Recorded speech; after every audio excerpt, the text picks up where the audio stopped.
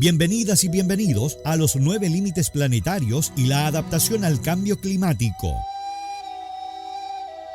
Un espacio para comprender los grandes desafíos ambientales de nuestro tiempo y descubrir cómo, desde nuestros territorios y comunidades, podemos ser parte de la solución.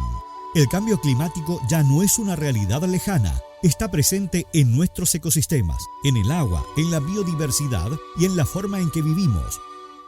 Durante esta serie de capítulos conoceremos qué son los 9 límites planetarios, por qué son fundamentales para el equilibrio de la vida y qué acciones concretas podemos impulsar para fortalecer nuestra capacidad de adaptación.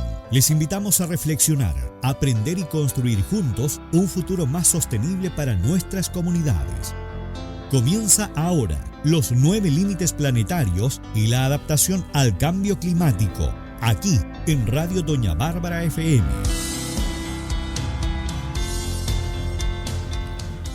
Bienvenidas, bienvenidos a un nuevo capítulo de nuestra serie radial Los 9 límites planetarios y la adaptación al cambio climático. En esta oportunidad abordaremos uno de los 9 límites planetarios y esta vez será el límite relacionado con la capa de ozono estratosférico. La capa de ozono cumple una función fundamental para la vida en nuestro planeta, ya que actúa como un filtro natural frente a la gran parte de la radiación ultravioleta proveniente del Sol. Sin embargo, durante décadas determinadas sustancias químicas producidas por la actividad humana provocaron un deterioro importante de esta capa, generando uno de los mayores problemas ambientales globales conocidos durante el siglo XX. Damos la bienvenida en el día de hoy a nuestro anfitrión Miguel Millar, de Fundación Rucamaya de Quilaco. Así que le saludamos, le damos la bienvenida. Miguel, hola, buenas tardes, ¿cómo estás? Muy buenas tardes, Virginia. Muy buenas tardes a todos quienes nos están escuchando a esta hora de la tarde. Antes de comenzar el programa quisiera enviar mucha fuerza, principalmente a Colombia. Tengo grandes amigos y amigas en Pereira, Manizales y Bogotá, que manifiestan estar bien, pero a la vez también comentan que hay una parte de la población que está bien afectada. Recordar también que solo este año Venezuela, Japón, Estados Unidos, Perú, China y ahora Colombia han sido afectados por sismos o terremotos. Todos estos países están situados en el llamado cinturón de fuego, lo cual es preocupante ya que ahí se concentra el 75% de los volcanes del mundo. El día de hoy hablaremos sobre la capa de ozono, uno de los límites planetarios que no ha sido superado. ¿Recuerdan en los años 80 cuando uno de los temas que estaba en cada noticiario era el agujero en la Antártica producto del deterioro de la capa de ozono? Todo el mundo hablaba al respecto, ¿no? Aparecieron productos como bloqueadores solares, gafas con filtro y otros que se tomaban en los espacios publicitarios. De aquí en adelante, los gases químicos formados por cloro, flúor y carbono en aerosoles y refrigeradores pasaron de ser una comodidad moderna a una crisis global debatida en la calle.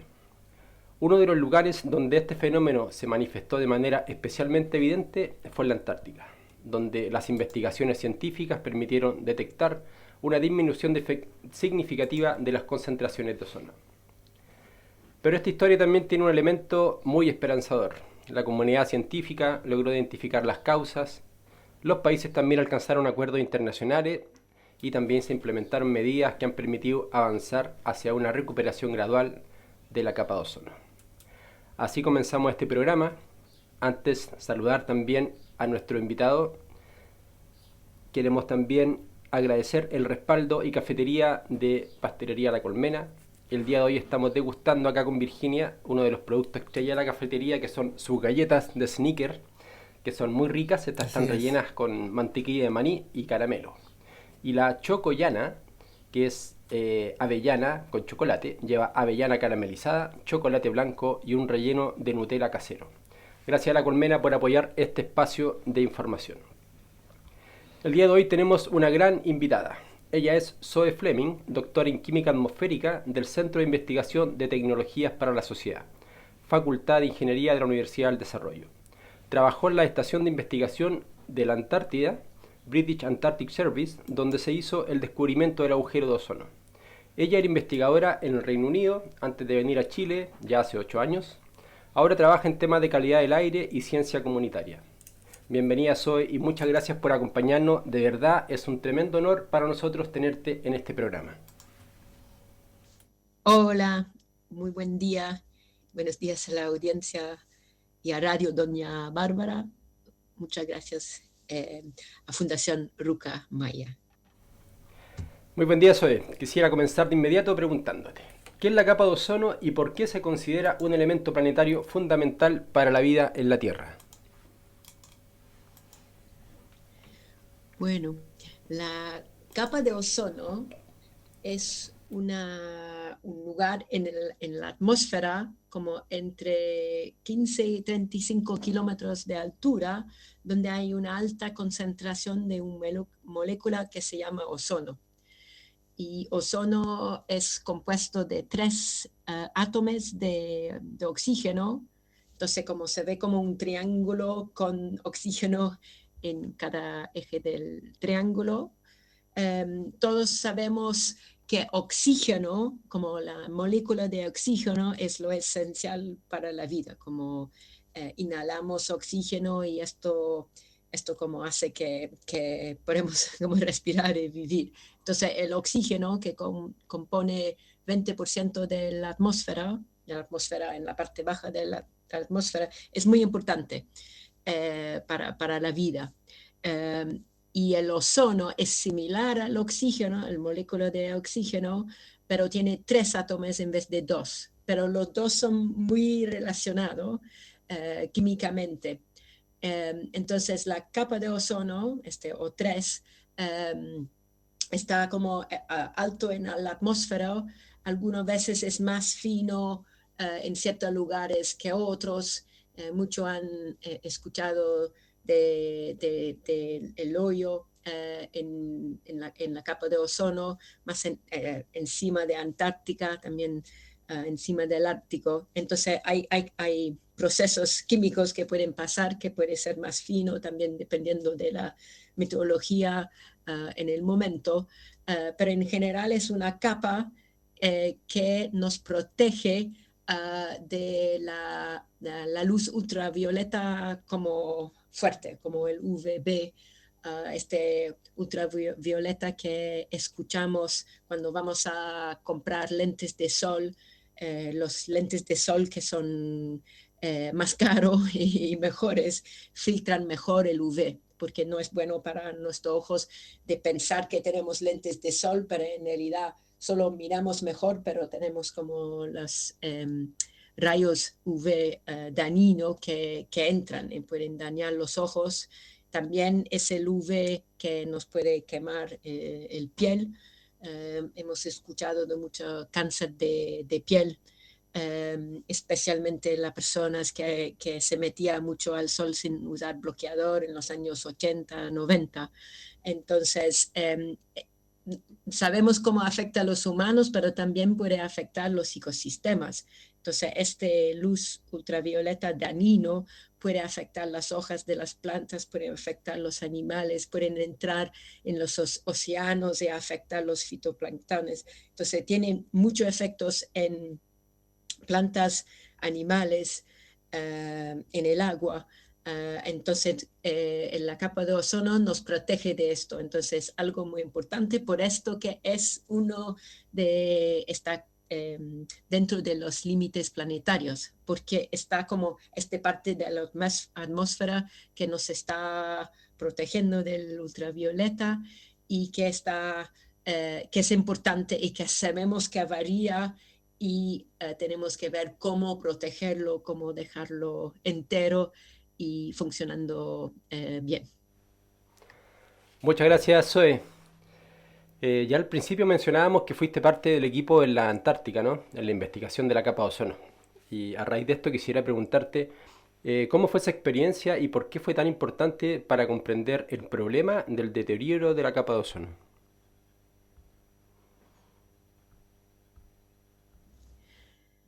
Bueno, el descubrimiento como de saber más sobre qué es ozono y cosas en la estratosfera, la capa de ozono, fue descubierto en los años 70, se descubrió que compuestos con cloro podrían ser catalizadores para romper ozono. Entonces, hay varios experimentos que confirmó en los años 70 que cloro, por ejemplo, que viene de clorofluorocarbonos, puede destruir ozono. Entonces había este descubrimiento y la prueba empírica, la prueba en terreno, que me gusta mucho porque experimentos teóricos no te pueden explicar lo que pasa en la Tierra, en el sistema total. Justamente en un laboratorio donde yo trabajé, en la estación Halley, en Antártica, yo trabajé allá hace 20 años y yo vi el instrumento. Hay un instrumento, un Dobson espectrómetro Dobson, que mira hasta arriba, mira desde un laboratorio y pasa por toda la atmósfera y mide la concentración total de ozono. Y el técnico, que un joven, fue a trabajar allá en los años 70, su tarea diaria era de funcionar este instrumento y tenía que mostrar los datos de los últimos años, entonces se metió a calcular lo total de los últimos años y pensaba que había un error. Lo recalculó, no, los valores eran como 2/3 hasta una mitad de los valores 10 años antes. Y esto en 84 decidió publicar esto, mostrarlo, y cómo tenía sentido con lo que los científicos han encontrado en los años 70, confirmó, era una manera experimental de confirmar que de hecho este clorofluorocarbonos con cloro y bromo que eran emitidos de refrigerantes y compuestos en aerosoles y para como apagar fuegos también, refrigerantes. Compuestos en realidad sí habían empezado a crear un tipo de agujero en el ozono arriba de Antártica. Entonces publicaron dos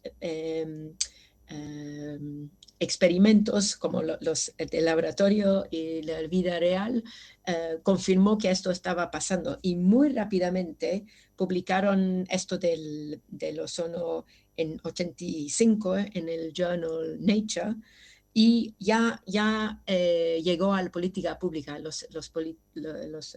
la política decidieron que era verdad, tenemos que hacer algo, y muy rápidamente en 87 con el protocolo de Montreal se ratificó todos los países en el mundo, y ya en enero 89 era ley que los países tenían que intentar de reducir la emisión o el uso de clorofluorocarbonos porque había este problema de ozono. Entonces era como todas las personas entendían de esto, se entendía como había un problema de ultravioleta, y entonces muy interesante como que rápidamente esto llegó a la política pública. Y después de esto, como en términos de ciencia, de como ciencia, política pública y de nuevo ciencia, en 95 los científicos que hicieron los experimentos en el laboratorio en los años 70 lograron ganar el premio Nobel para química en 95. Entonces, esto muestra como lo largo que es el proceso científico para ganar premios o demostrar que su carrera ha sido efectivo y útil, porque en realidad el protocolo de Montreal era gracias a ellos un cambio increíble en la política pública de unir tantos países a firmar este protocolo. Y también hablando también de los experimentos, después de verlo prácticamente en terreno en Antártica, que había este agujero arriba de Antártica, los científicos del NASA de Estados Unidos empezaron a ver los datos satélite, y ese es en los años 80, entonces se ve que este dato satélite todavía en los años 80 eran útiles, se podían usarlo y probar cosas como en comparación a años antes. ellos recalcularon sus algoritmos para como los valores de ozono que se veía por satélite, y allá podían verlo en todo el globo, no solo encima de Antártica, y vieron que en realidad era verdad que el ozono había aumentado. Ellos pensaban que era un error en el algoritmo y lo habían corregido, pero con esto empezaron a ver más con más neutralidad cómo puede ser. Voy a usar los mismos cálculos, y se dieron cuenta. Entonces era otra prueba junto con la prueba experimental en Antártica, que sí, hay menos ozono en todo el globo, especialmente encima de Antártica, porque en Antártica se crea este sistema con más ozono que está comido, como destruido por algunos nubes polares fríos que forman un tipo de vortex donde los CFCs de todo el mundo, porque viven como tienen una vida muy larga, son transportados hasta allá, hasta arriba, hasta 15 kilómetros o más en la estratosfera, y allá hacen más daño porque hay este vortex allá.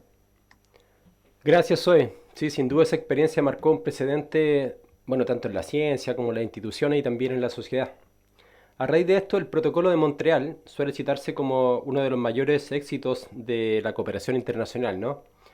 Quisiera preguntarte, ¿qué medidas permitieron la recuperación de la capa de ozono y qué lecciones nos deja esta experiencia para enfrentar otros desafíos ambientales como el cambio climático, por ejemplo?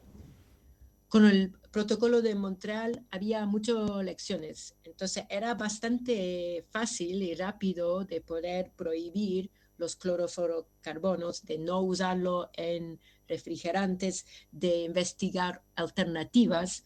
Entonces era bastante rápido. Obviamente los países más desarrollados tenían que cambiar sus usos y poner más esfuerzo en la investigación que los países en desarrollo, pero rápidamente encontraron alternativas. Una alternativa, los hidroclorocarbonos, no era tan bueno que pensaba, así tenía que prohibir esto también porque era un gas de efecto invernadero. Pero poco a poco entendieron cómo reducirlo y usar alternativas, también qué hacer con los refrigeradores ya usados y tirados. Y rápidamente se veía que los niveles de clorofluorocarbonos en la atmósfera bajó, pero no bajó muy rápidamente, porque estos son compuestos que duran años, muchos 50 años, algunos más de 100 años, entonces van a quedar en la atmósfera por mucho tiempo. Entonces no fue una reacción de la atmósfera muy rápido, pero poco a poco, porque ahora como no hay fabricación de clorofluorocarbonos, porque son todo como hecho por humanos. Entonces había una prohibición global desde 2010, aunque como en general no eran producidos ya desde los años 90. Pero quedaron todavía. Pero yo creo que el ejemplo que siempre me gusta dar, como esto es una cuenta exitoso, que rápido, como entre los resultados científicos, las reuniones de los políticos muy rápidamente han hecho, en como 2 años han hecho una reunión para decidir de prohibir, muy rápido y muy efectivo. Había alternativas. Entonces cuando todas las cabezas, los científicos, las personas que pueden desarrollar nuevas cosas se meten a un desafío porque hay una prohibición, hay como un éxito, un poco como cuando había la pandemia y tenían que encontrar soluciones para COVID, como empezaron a todo investigar en esto. Entonces, esto yo creo que es una cosa muy positiva, es que era el primer convenio, protocolo firmado por todos los países del mundo, protocolo ambiental. Entonces, sí, muy exitoso, y yo creo que muestra que bueno, el convenio de Kioto y de París eran también de cambio climático, eran firmados por todos los países. Después Estados Unidos salió, pero se veía como algo similar va a pasar. pero la alternativa de prohibir clorofluorocarbonos no era tan difícil, pero reducir el CO2 necesita más esfuerzo para llegar a una energía que no emite CO2. Es más difícil, pero se ve que cuando la humanidad está enfrentado a un desafío así, pueden actuar muy rápido. Así yo veo esta historia de la capa de ozono como uno de los éxitos muy importante a enseñar a estudiantes, muy importante a acordarnos. Muchas gracias, Zoe. Así es algo muy importante para enseñar a toda la población. Aunque se habla de una recuperación gradual de la capa de ozono, quisiera preguntarte qué riesgos y desafíos persisten actualmente, qué acciones también tú nos puedes comentar que pueden tomar los gobiernos, las empresas o la ciudadanía para evitar nuevos daños y contribuir a mantener esta recuperación. Yo creo que la capa de ozono, en comparación a los otros límites planetarios que están hablando en este podcast, es donde se han hecho el esfuerzo grande al principio, hace 30 años, pero ahora tienen que monitorear, pero el esfuerzo grande de cambio de comportamiento, en cambio en la industria, se han hecho. Pero sí, monitoreo constante es importante, hay más satélites que miden el ozono, hay más exigencia que la industria no emite, que explica sus emisiones que son monitoreados. Pero es verdad que hay algunos como industrias que crean como varios químicos que como pueden tener fugas y hay algunas cosas como puede ser ilegal o mal hecho que pueden emitir sustancias. El proceso de recuperación todavía está haciendo, como se va a ver como recuperación total. Yo vi algo que dice 2066 arriba de Antártica, en 2045 arriba del Ártico, y en todo el mundo puede ser cerca de 2040. Entonces la recuperación todavía está en curso, no vamos a emitir cosas, clorofluorocarbonos o otros compuestos. Entonces tenemos que continuar de monitorar, continuar a tener protocolos que exigen importancia, continuar a acordarse que este convenio, este protocolo era exitoso y que logramos cambiar. Así vamos en buen camino. Y sí, yo creo que es importante saber que funcionó y que los países escucharon los científicos, reaccionaron muy rápido y también la industria reaccionó rápido, porque la industria es importante que puede seguir los órdenes internacionales. Es muy lindo, obviamente, lo que es internacional iba a un nivel nacional para intentar de cambiarlo. Pero ha funcionado y poco a poco tenemos menos problemas con el ozono. También hay más educación ambiental sobre el cuidado por la luz UV.